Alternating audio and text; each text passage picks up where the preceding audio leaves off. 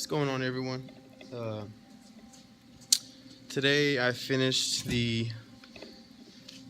it's the vent door. It's kind of like a little funnel for it. It's not actually well, the door does actually sit inside of it.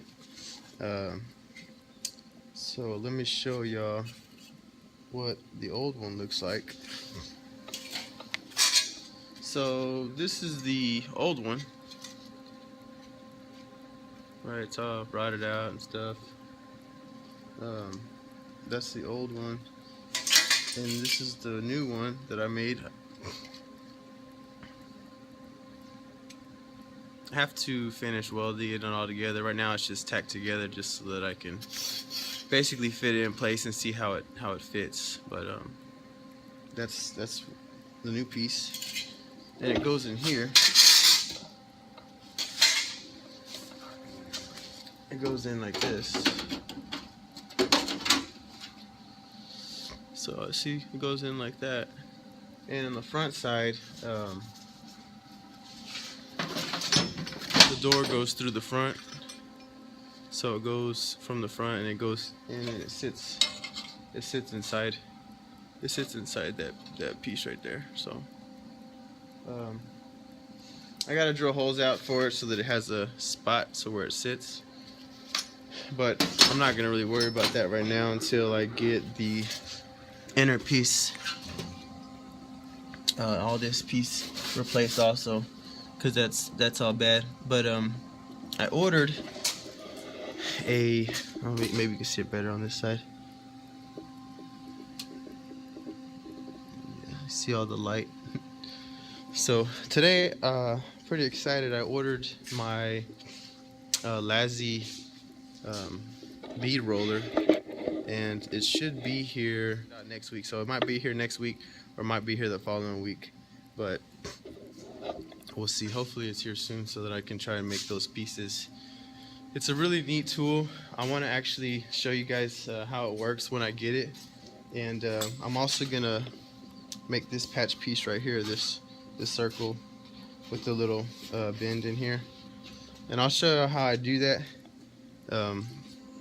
I honestly don't really know how I would do it without the tool. I guess I could kind of put it. It would just be really hard, but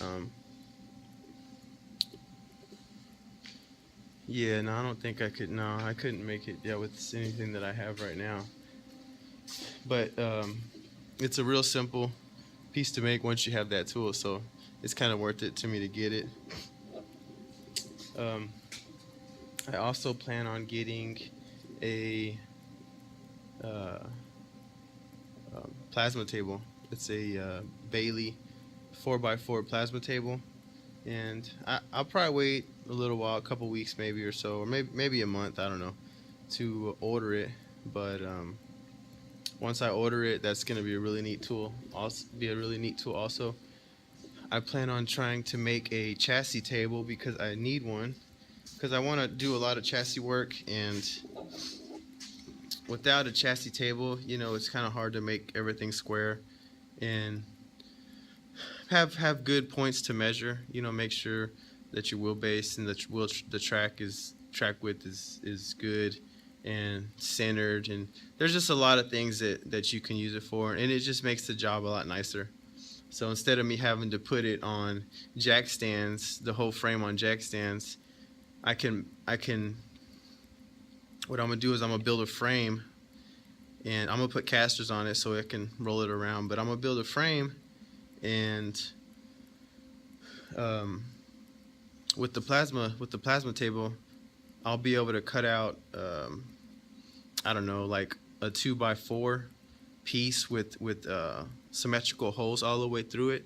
That way I can use those as reference points to measure, and I can also use the holes to build jigs to hold the frame or hold control arms or whatever it is that I'm putting on the car or the rear end. If I need to mount it and get it into its position, I can mount it with the jig, and I can bolt that to the chassis table, and that way it's going to be held in place. I don't have to try to use a jack or put jack stands on it, and it just moves around. That way I can fasten it strong, and I know it's not gonna move. So I'll be working on that hopefully soon. But you know, I got to get this truck done, so it's gonna probably be in the future, that project. But I'm definitely gonna get it done, and I'm definitely gonna get that the plasma table, and it can be used for a lot of other stuff. You know, it just whatever comes up, whatever I can think of. You know, I might hopefully get some work just from that tool and try to make some of that money back, because it's a pretty expensive tool. And but I'm thinking in the long run it's gonna pay off, and the more tools I have, the better my jobs are gonna be, the better my quality will be.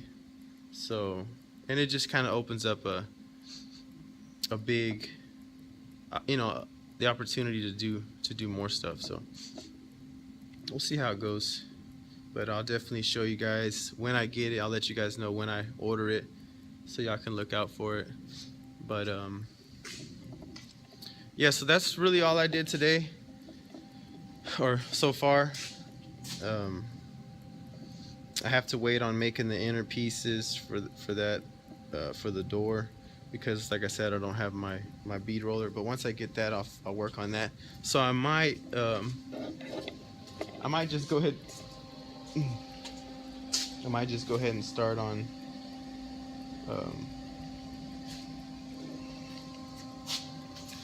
the driver's side, doing the same thing. I don't know how much, if this side's in bad shape or not, but it probably is.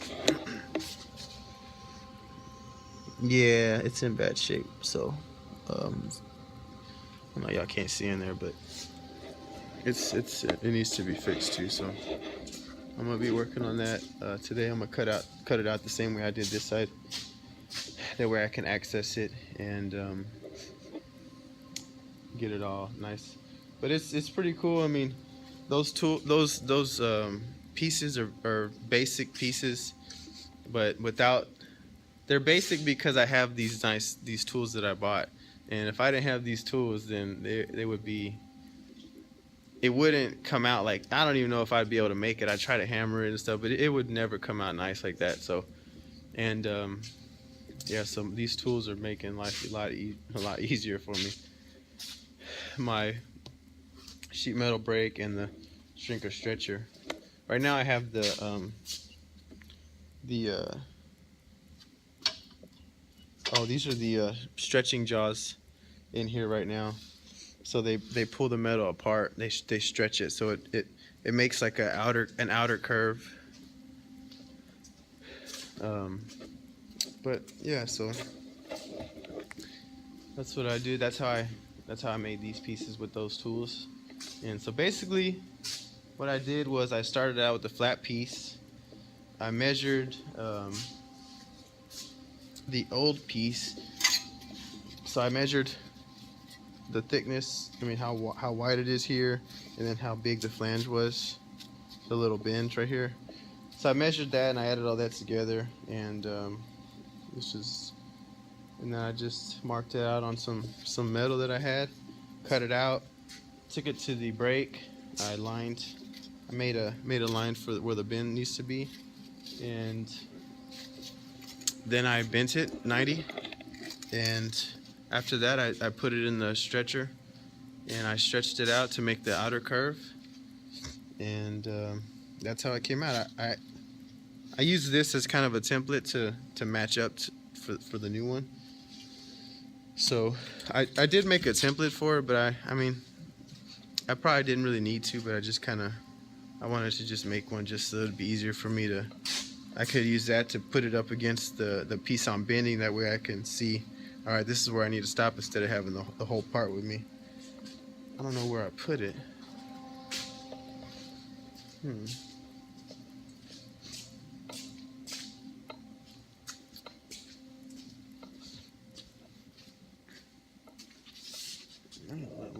I don't know where I put that thing.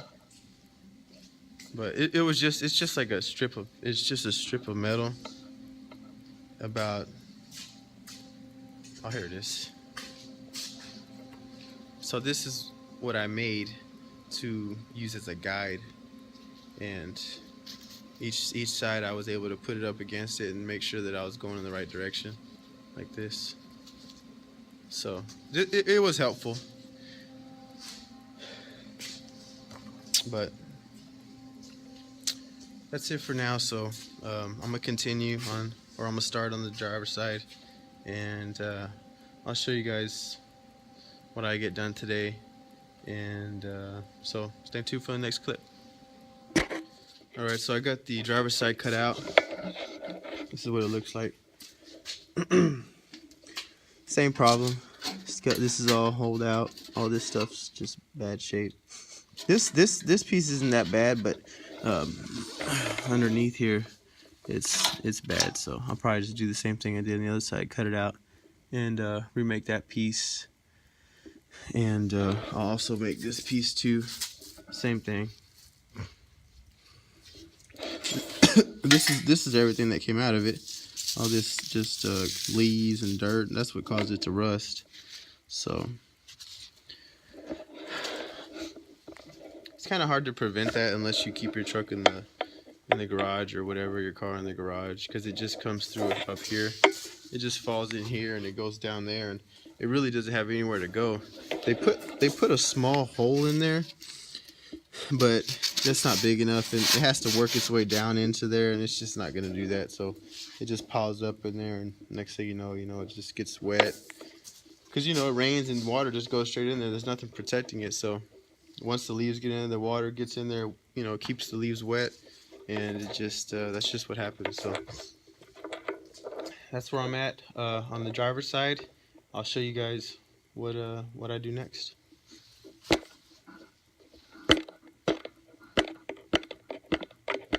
Alright, so I got the driver's side panel made. I'm going to show you what it looks like. It's the same as the other side. It's just, I guess, opposite. If I can find it.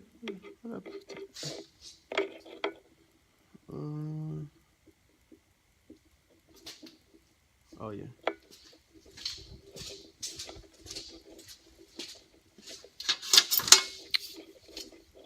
So this is the